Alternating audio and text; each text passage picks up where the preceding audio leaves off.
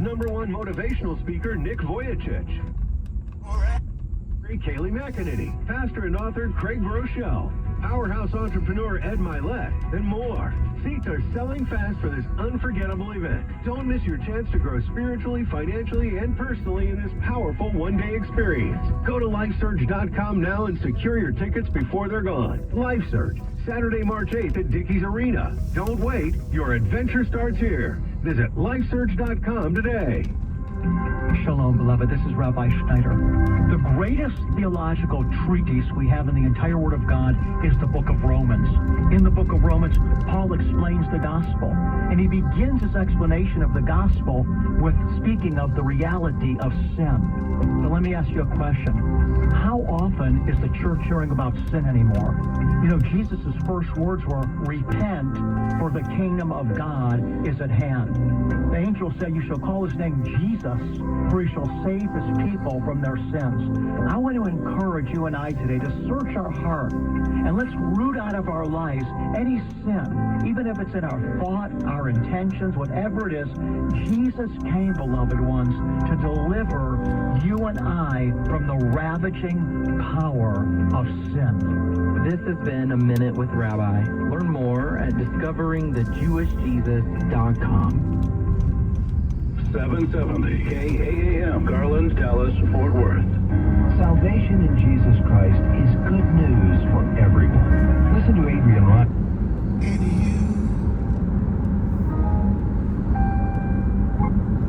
I will use my business, military charitable work experience, and military charitable work experience to ensure that our Navy and Marine Corps are prepared to meet the moment. The U.S. Navy and Marine Corps remain the most formidable expeditionary force in the world. As Democrats continue to resist DOJ cost-cutting, we're learning that some of the protests aren't as organic as the media claim. Reports indicating that left-wing organizers with funding ties to George Soros are fueling these protests in red states to target House Republicans. Charles Payne of Making Money on Fox Business says nothing about this shocks him. No, it's so inorganic, and then it's what's really, I think, maybe the whole ironic part about it, even with the backing of a multi-billionaire like Soros, they don't even feel strong or real. You know, if you're going to spend money, get a whole bunch of actors out there, right? It just, they can't spark any real true outrage out of all of this, and in part because I think a lot of people, whether you're Democrat, independent, apolitical, you start to see these stories, and the egregiousness of it, the outright theft of it all, the righteous self-indignation of the folks who say the pearl clutching. I think people are not buying it. Scott Turner, Secretary of Housing and Urban Development, talks about how DOJ is impacting his department. You know, we have a DOJ task force at HUD, and so we found $260 million in savings and contracts. $4 million of that was in DEI contracts that were for cultural transformation, which has nothing to do with the mission of HUD, and also an additional $1.9 billion in misplaced funds. And so, you know, part of being servant leaders like Brooke and I and our cabinet colleagues is to be good stewards of American taxpayer dollars. A parent of teenage students in Maine says it makes no sense that the governor and other state officials continue to allow boys to compete in girls' sports, despite the fact that President Trump signed an executive order prohibiting that. And they silenced a state lawmaker who dared to speak out. Catherine Collins has 3 children in school in Maine. Well, it is just sick that Laurel Libby has been silenced by men for speaking up for girls. It's just ridiculous. This has been going on in Maine for several years.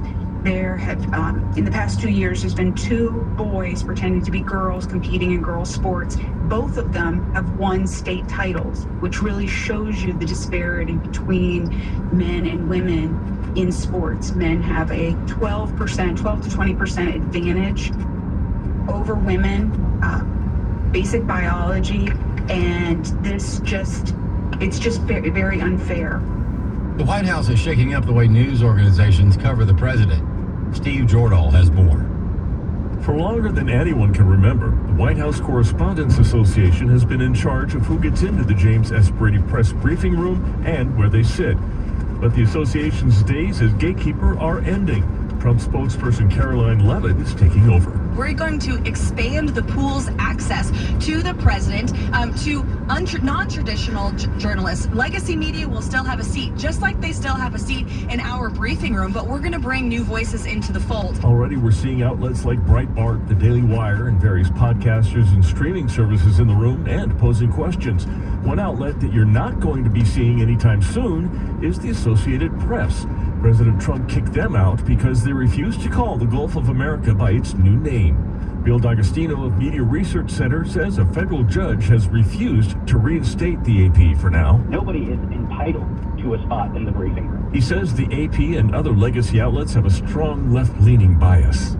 These are also the kind of people who probably were thrilled when Obama changed McKinley to Denali. In a way, it's sort of an American humiliation ritual, right? It's like a Marxist struggle session for the country. I'm Steve Jordahl. More news online at afn.net and the AFN mobile app. I'm Rusty Pete. Thoughts of the child you were carrying keep pouring over in your mind. A deep, unrelenting sadness overshadows your days, and you wonder if you will ever feel whole again. There is hope and healing from a reproductive loss. Call the International Helpline, 866-482-LIFE, and talk with someone who has been where you are. Your call is confidential, and we will help you find healing. 866-482-LIFE. Today's Issues continues on AFR. And we are back to this Thursday edition of Today's Issues.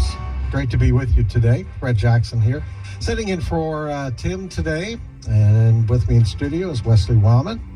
And also in Kansas City, Kansas is Ray Pritchard. And joining us now is Steve Jordahl. Hey. And Steve, want to get to your top story, but I want to take a minute and wish my wonderful wife a happy birthday. Oh, happy birthday, Susie. Yes. Hey. Yes. What's it like being married to a 39-year-old woman? It is absolutely wonderful. It is, isn't it? It's absolutely, it keeps me young, young at heart. Yes. Yes. So you're going to sing for her? We'd like to hear that, Yeah. Chris. Sing for her? Go right ahead. You would like to hear that. You would like. No, you wouldn't. No, No, Same you here. wouldn't. No, you I wouldn't. could, you can. It's easier to joke about something you're not good at too. So same here. Yep. I'm in the back of the choir. That's right. I just move my lips. I'm a joyful sound person. That's where I am, though. Welcome back, Wesley. Hey, glad to be back. Thank you. Some changes while you were gone. We gave your parking spot to Brent. No. They're independent, so sorry. I noticed there was some trash there when I pulled up this morning. Left there. Sorry. The McDonald's. I'm kidding. He didn't leave McDonald's out. Yeah. Brent picks up after himself. All right, Steve, there was an interesting case heard by the Supreme Court yesterday. Indeed. A woman who has been working at the Ohio Child Services, let me get the right word, Ohio Department of Youth Services for more than 20 years, says she was passed over for promotion because she's white and straight. Yes. Not LGBT. Yes. So it's basically a reverse discrimination case that's being heard before the Supreme Court, and according to people who were in the courtroom who's been following this, it looks pretty good for this woman who she says was passed. 2 or 3 people passed her over for positions that she wanted. Let's listen to what Shannon Bream had to say about this. Cut 9. Well, in the fact that you had so many of these justices in agreement over this, Steve, that was really interesting as these arguments unfolded yesterday. Back in my ancient days when I was an attorney, this is what I did, labor and employment law. And so this language was all very familiar to me, what they were debating. So, yeah, this idea that because of whatever class you're in, you would have to come to the table with additional or different proof than another class. It seemed like the majority of the justices, Steve, if maybe not all of them, were ready to say, no, that doesn't work. If you come forward with a discrimination case, the burden of proof should be the same. Now, Wesley, listening to Shannon Bream, and she's the legal expert there in Fox, by the way, a born-again believer, had a chance to talk with her in the past. But this is another one of those revolutions that's going on right now, I believe, in various places around the country. In that, and the Supreme Court has had to deal with this discrimination and reverse discrimination before, There have been Asian students, cases of an Asian student. That's where I believe when it crossed over to other ethnicities other than just white people is when it became. Yes. All they were doing, the colleges, to be fair to them, I don't know, I don't like being fair, but you know what I mean? Yeah. They were just living out and playing out the end goal here. Yeah. Okay? And it just so happens that in college it crossed over into Asians. Yes. If you just play this thing out. And so that's where it's become quite the issue. Go ahead. Yes, it is. And I think, Ray, we're just getting to this point, and President Trump has mentioned this a number. We've got to get rid of DEI. We've got to get back on all fronts about talking about merit. Let's stop talking about skin color. Let's stop talking about male, female, all of that. Whoever is the best candidate, they get the job, they get entry into. We've got to get back to some sense of fairness in all of this. And I think the American people have arrived at that conclusion also, Ray. You know, you hear the term common sense, and some things are just common sense, right? Two genders, male, female, man, woman, common sense. It's common sense, Fred, what you said. Let's put it another way. Until about 10 minutes ago in world history, everybody agreed with what you said. Let the best man, let the best woman, let the best person, the one with the one who has the history and the qualifications, let them get the job. And all this stratifying by saying we've got to have so many Asians and so many blacks and so many Hispanics, that is a recipe for disaster in the long term. And I sure hope, it sounds good from what Shannon Bream says, that maybe common sense is coming back into American society. I do, like I said, though, just to clarify, I do think that there was a time where, early on, when it was white man bad, it was easier just to pile on. But like I said, when you play this out, and Asians are not getting scholarships because there's too many of them. Then ultimately, they're going to have a problem. So, and if they have a problem, they're going to get involved in this issue as well. You see what I'm saying? No, let's just. I like the National Spelling Bee. I think for the last several years, it's been East Indian kids. Yeah. Right. That's wonderful. Right. They spell the words properly. Why not start asking the question? How come other people can't spell that?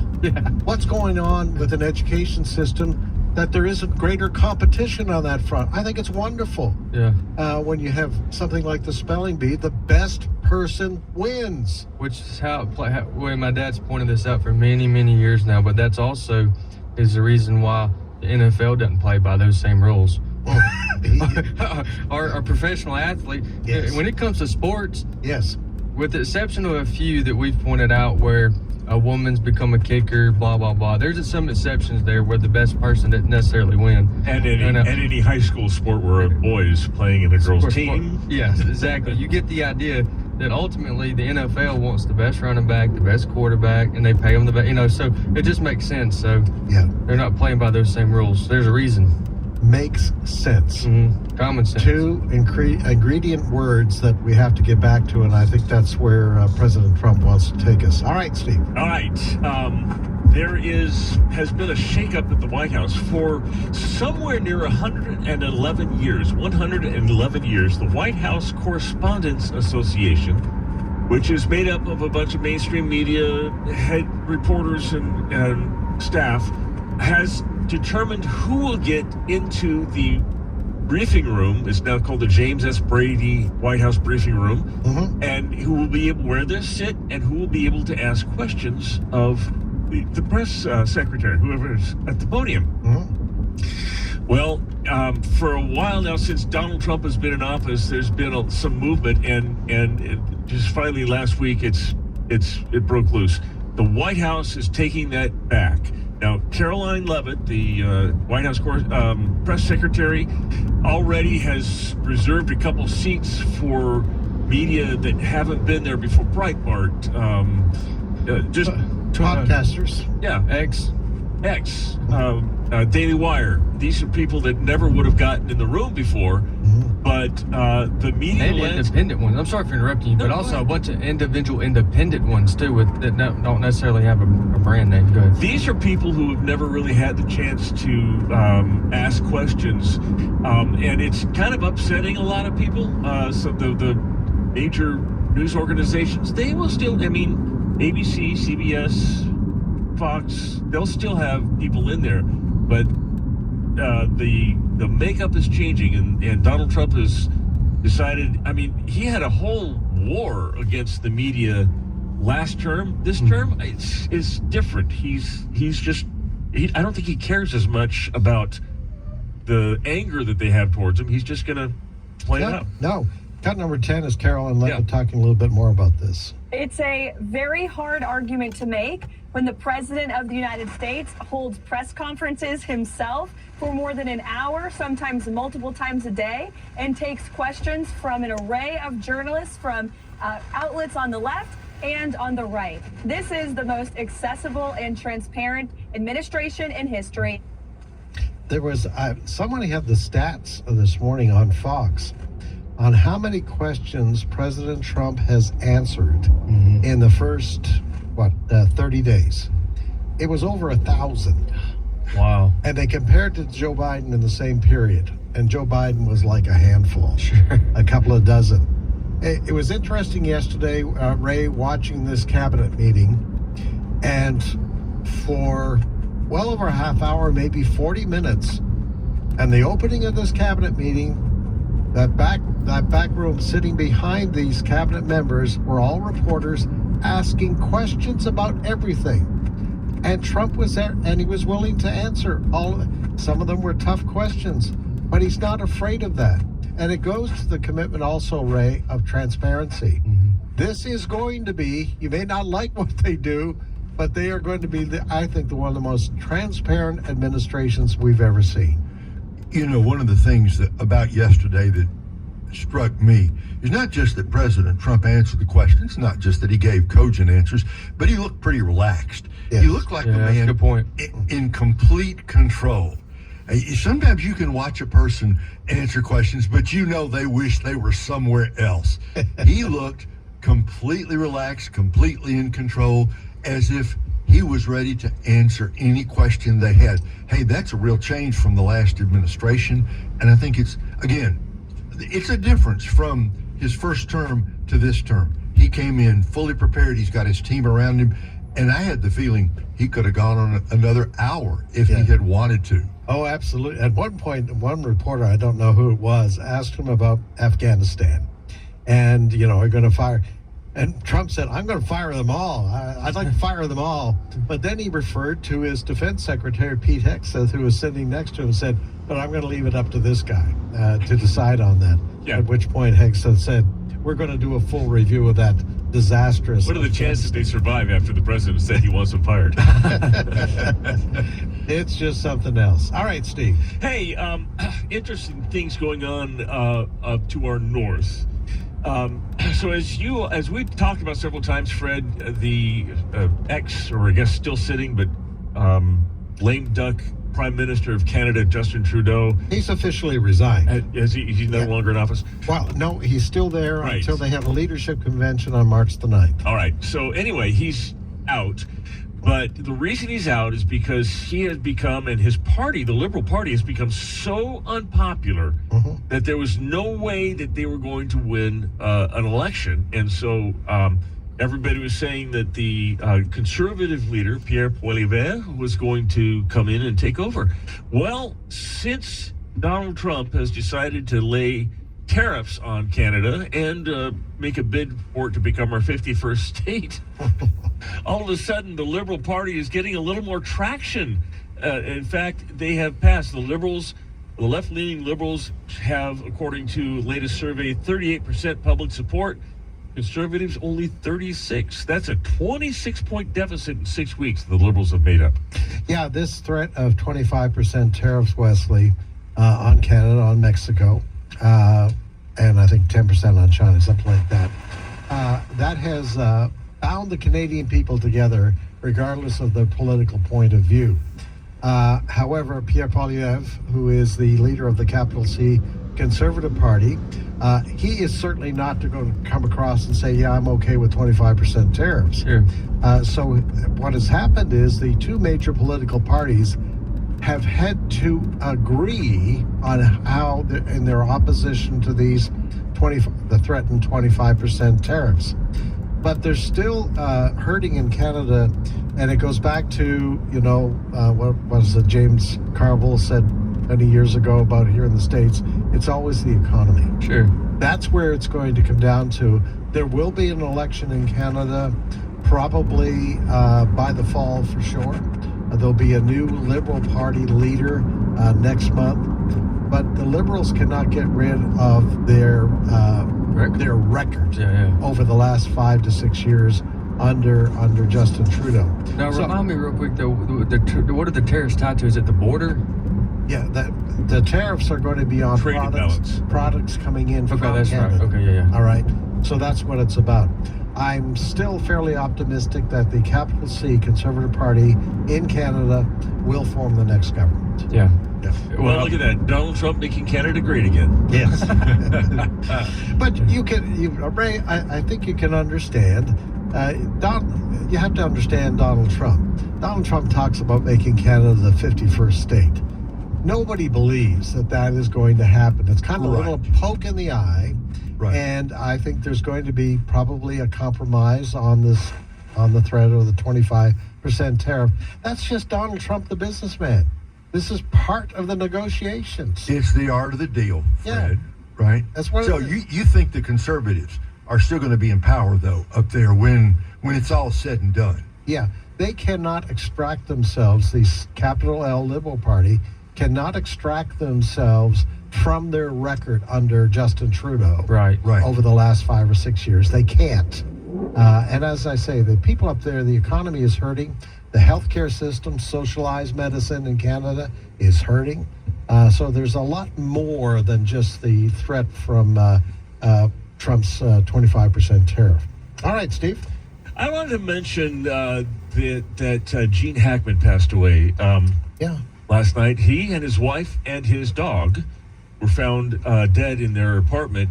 All signs point to something like carbon monoxide poisoning. Perhaps they say there's no foul play at work, and so I'm pretty sure that he was a great actor, known for movies like The French Connection, where he first came on board.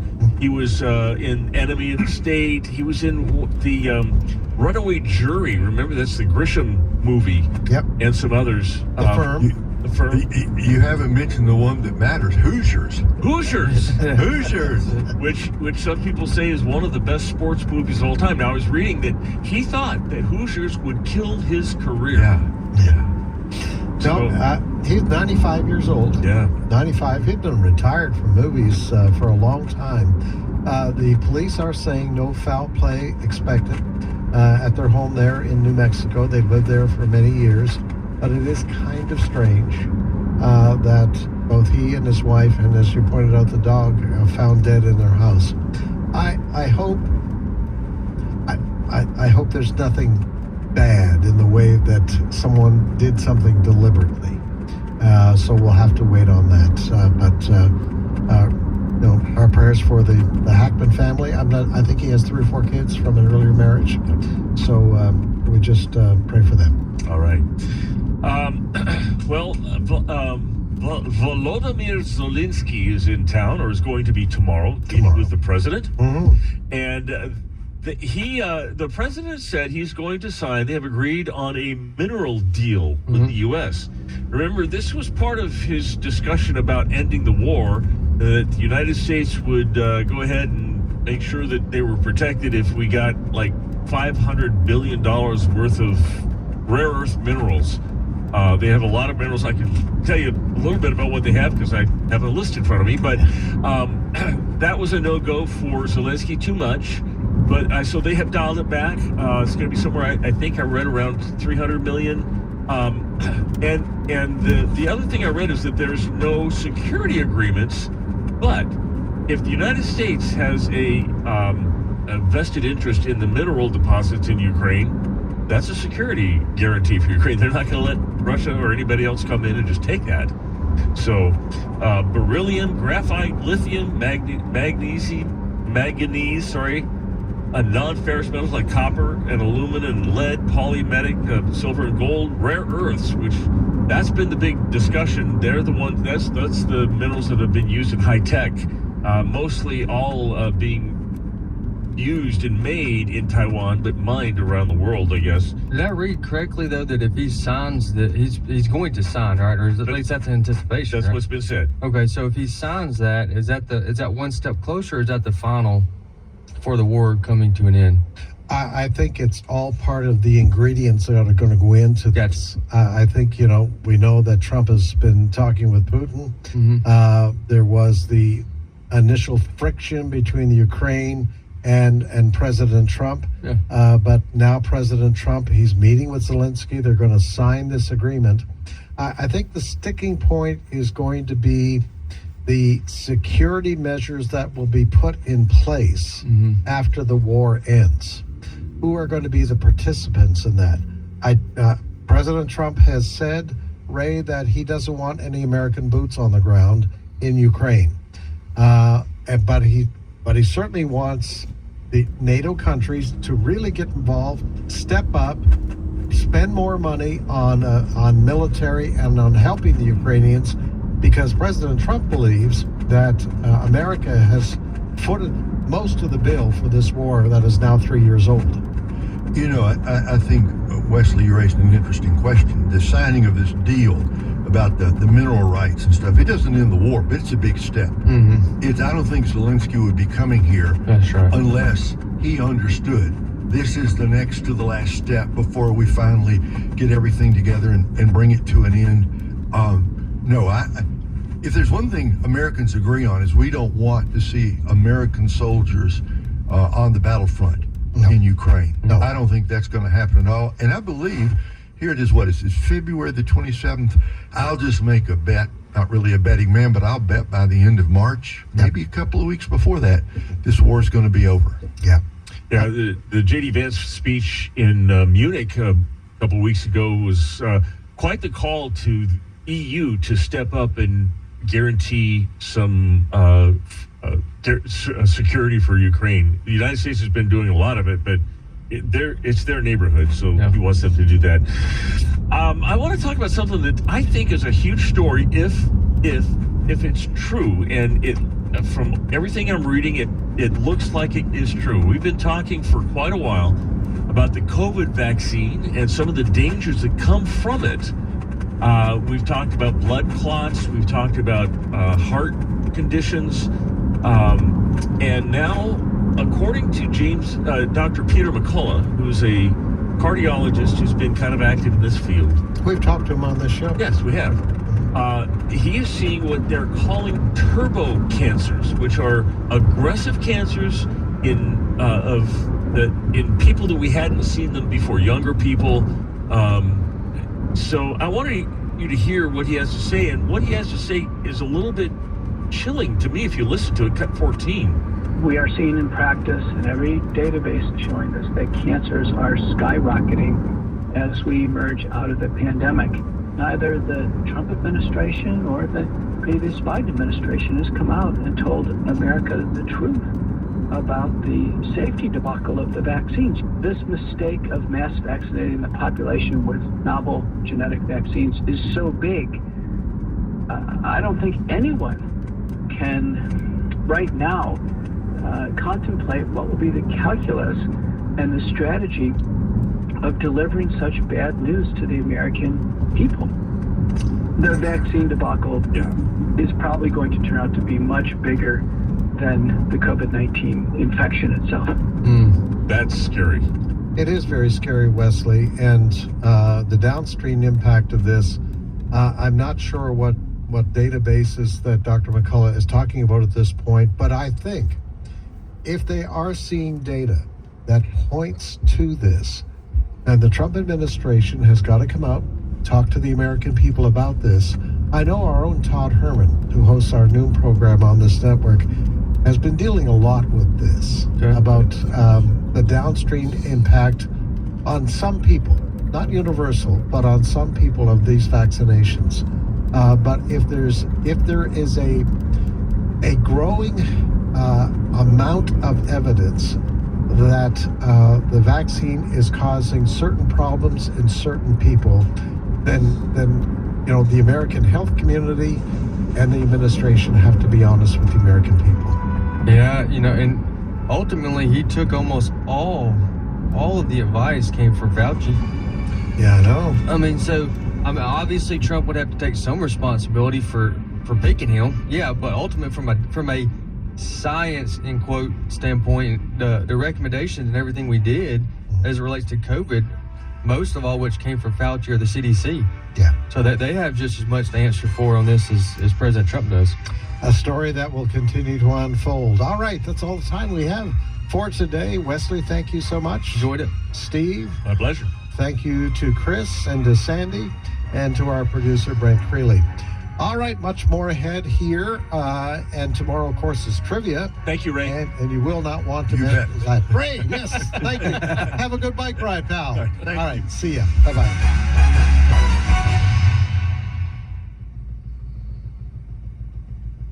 A vacation with a purpose. Hello, everyone. I'm Tim Wildman, president of American Family Association and American Family Radio. That's what we're calling our tours in 2025. If you go with us, we're going to have a lot of fun, like a vacation, but it's also going to be a learning experience and a great time of fellowship with folks from all over the country who share your values, our Christian values, and respect our Christian heritage. We're going to Boston in October. We're going to Washington, D.C. and Mount Vernon in June and September. Also in June and September, we're going to Williamsburg, Jamestown, and Yorktown.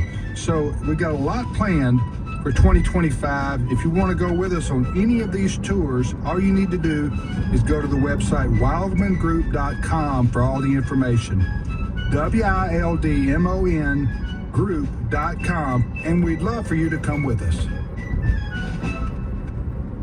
When I found out I was pregnant, I was devastated. I had no idea what to do. When a young mom faces an unplanned pregnancy, she's confused and scared. Society tells her that her baby is not a life and offers termination as the best solution. Preborn Network clinics shine a light into the darkness and offer hope, love, and lifelong impact. As soon as I get there, I felt welcome. They gave me the first look at my baby by providing a free ultrasound. Once a mother meets her precious baby on ultrasound and hears their heartbeat, she's 80% likely to choose life. Preborn has rescued over 300,000 babies. To learn more about their life-saving work, call pound 250 and say the keyword baby. That's pound 250 baby. Or visit preborn.com/AFR. That's preborn.com/AFR. All gifts are tax deductible. AFA Stream is your source for inspirational, informational, educational, and entertainment video content from American Family Association. You'll find documentaries like Culture Warrior, Don Wildman, and the Battle for Decency. Television in those days would be considered extremely mild as to what's available today. You can access educational curriculum like Body of Evidence. And there the Lord says, the hearing ear and the seeing eye, the Lord hath made even both of them. You'll find titles like Life is a Civil Right from the AFA Cultural Institute. If you're Martin Luther King Jr.'s niece and you were tricked, my goodness, how many more were tricked? Much of the content is free to everyone. Great commission partners can see even more. And content is being added, so your options are increasing. Visit stream.afa.net and see what you like. AFA Stream, streaming video from American Family Association. Hey friends, it's Jessica Peck, Dr. Nurse Mama, as your 1-minute parenting coach. Do you feel pressure in today's world to be a perfect parent? We feel like if we don't have our kids in the honors program or in select sports or wearing the latest fashions, we are somehow failing them. The truth is, our kids don't want perfect parents, even if that were possible. They want present parents. Are you physically in your child's presence every day? And when you are, Are you emotionally present? Are you living in the moment? Are you making eye contact for 20 seconds or more? Are you listening with your whole face and attention? When you feel badly about your child not having something, remember that truly the thing they want most is you. I'll see you on the Dr. Nurse Mama radio show on American Family Radio. If you're busy doing God's will, you won't sin. Nebuchadnezzar, you might have a chance to avoid this, but you're going to have to break off thy sins by righteousness and thine iniquities by showing mercy to the poor. Welcome to In Grace with Jim Scudder, the senior pastor of Quentin Road Baptist Church in suburban Chicago. He is also the host of In Grace TV, where adventure meets faith. Hi, I'm Jim Scudder, and today on In Grace, we are going to be resuming a sermon called Humble Yourselves or God Will. And I promise you, God is really, really good at this. But it's painful if we let him do it. Why don't we just do it ourselves? And we're going to learn more about that today. Nebuchadnezzar, in our series Deciphering Daniel and Daniel 4, had dreamed another dream. And it really troubled him. And the dream was this huge, beautiful tree. And it was just a wonderful thing for the birds and the animals and the people. But then something terrible happens. And we're going to be hearing about that today and the interpretation of this dream. So we'll be getting to that in just a moment. Thank you again so much for just being part of what we're doing here at In Grace. Together we can get with other people that love God, love his word, and we just yearn to know more about him and yearn to allow him to do his good work in our life. And the way to do that is through the word, learning the word, knowing what he has to say, and then applying that through the Spirit's power. And also, we want to make sure you get the Deciphering Daniel prophecy chart. You can get that only from us at In Grace, and it's free. And all you have to do is go to our website, ingraceradio.com. Ingraceradio.com. You can order it from the website for free. You can also print it out yourself right away, or just put it on your computer, your smartphone, your tablet.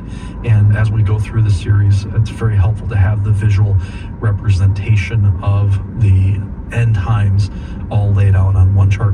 And then when you contact us, also look for the 26-part audio series Deciphering Daniel and a book about the Antichrist, the coming world leader. These are resources that will really help you understand the end times. I saw in the visions of mine head, Nebuchadnezzar continues to tell Daniel, upon my bed, and behold, a watcher and an holy one. So this is an angel, one that would announce. And it's curious that an angel is a watcher. Does that mean the angels are watching? The Bible actually said that the angels are amazed at what Jesus did for you. They're amazed that God in the flesh would save you from your sins. Yeah, I do think they're watching. Do you have a guardian angel? I hope you do. I hope I do. And in this dream, he saw this angel, this watcher, this holy one come down from heaven, and he cried aloud. I'm thinking he cried aloud. It was loud. Oh, sorry, I interrupted your slumber. But you can imagine Nebuchadnezzar's just trying to sleep. He's trying to mind his own business, enjoy his conquest, enjoy the beauty he had created. Then, boom, he's awake, wide awake. The angel cries out and said thus, hew down the tree and cut off its branches, shake off the leaves, scatter his fruit, let the beast get away from under it and the fowls of his branches. Nevertheless, the watcher, the angel, was told to leave the stump of his roots in the earth, even with a band of iron and brass, in the tender grass of the field, and let it be wet with the dew of heaven, and let his portion be this is the tree, his portion be with the beasts in the grass of the earth. What a curious dream. No wonder Nebuchadnezzar had no idea the meaning of this dream. Verse 16 of Daniel 4, let his heart be changed from man. So now we know the tree is a man. And let a beast heart be given unto him, not the literal pump, but the spirit. The instincts would not be human anymore, but animalistic, which is really interesting to me because we've been telling our children for decades now that they came from animals, and now we're surprised that they're acting like animals. We're surprised that people are shooting each other and all of the chaos and destruction that's happening on in the world. Maybe it's because we've been telling them that they came from the beasts and they're acting like beasts. And then it says, let 7 times pass over him. What does that mean? Well, later on in Daniel, we're going to find out that times in prophecy is a year. A time is a year. Okay? So 7 times is 7 years is going to be the results of this man that's now acting like an animal. It's going to happen for 7 years. This matter, verse 17, by the decree of the watchers and the demand of the word of the holy ones, to the intent. So here's the reason for this whole, it's not just a dream, it's a prediction. What's coming upon a person on the earth, a person that no longer has his crown fitting his head. And the reason, the intent of this whole thing is that the living, and by the way, I think that means us too, because we get the benefit from reading Daniel 4, the living may know that the Most High, one God, ruleth in the kingdom of men. Humble yourselves, or God will, and giveth it to whomever he will, and setteth up over it the basis of men. In other words, God is proving a point to everyone, even today, that he's in charge. He's in charge. And we need to submit to that. We need to recognize that and live like he's in charge as believers. Daniel 4:18, this dream I, King Nebuchadnezzar, have seen. This is my dream. I saw it. Now thou, O Belteshazzar, Daniel, declare the interpretation thereof. For as much as all the wise men of my kingdom are not able to make known unto me the interpretation. But thou art able. You think he would have gone right to Daniel, but again, God wanted to show again the wisdom of the world is foolishness compared to the wisdom of God. But thou art able, Daniel, for the spirit of the holy gods is in thee. Nebuchadnezzar, still a pagan, but now he is recognizing that Daniel can tell him the interpretation. And Daniel stood there with his mouth agape, because it says in verse 19, a shocking interpretation. Then Daniel, whose name was Belteshazzar, was astonished for 1 hour. That's a long, pregnant pause. They teach you in public speaking to use the pregnant pause, but I don't think they're telling you to stand there for an hour. But that's all he could do. He was stunned because he realized that this prophecy was going to come upon the man, the most powerful man in the world, standing in front of him. And he got the privilege of telling the king the good news. And his thoughts troubled him. This is Daniel. The king spake and said, Belteshazzar, let not the dream or the interpretation thereof trouble thee. Yeah, easy for you to say, old Neb. Belteshazzar answered and said, my lord, the dream be to them that hate thee. I love the tact of a person of God. If you're a person of God, learn to be tactful in what you say and how you say it. I've learned a lot in my life, and I've learned mostly to not say what I'm thinking. Just zip it. It's better to not say anything at all than to open your mouth and reveal how ignorant you are. But he was so tactful. And how do you tell the king, okay, king, you're going to be an animal for 7 years? How do you tell the king that? Well, here's one way to do it. My lord, I wish that this dream would not be for you, but to them that hate thee. I want this dream to be upon those that despise you. I want the interpretation thereof to be to thine enemies. It's a great way of doing it, right? Because it kind of lessens what's about to hit the king.